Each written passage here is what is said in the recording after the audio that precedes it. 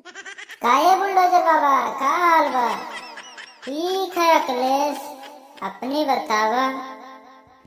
हमारो सब ठीक है बुलडोजर बाबा। दू जने रोडिया पर खैचे चली था, न हो या गनवे सुनावत चला जाए। और अभी तो रुको, क्लाइमैक्स अभी बाकी। सुनाओ अखिलेश, तुम बढ़िया गाना जाना तो मौज मस्ती हो यही ना। रुको बुलडोजर बाबा, तुम्हें गाना खूब बढ़िया सुनाई थे, तुम खुश हो जाइए सुनकर।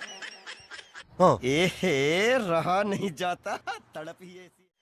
सखी लाले बेलाउज पे लाले सड़िया, सखी लाले बेलाउज पे लाले सड़िया, हमर मोदिया चलावे, हमर मोदिया चलावे तो बैलगड़िया, हमर मोदिया चलावे तो बैलगड़िया। सखी रोडिये पे मोदिया चलावे है गाड़िया, हमें दो लोग के बुलाए है मोदिया।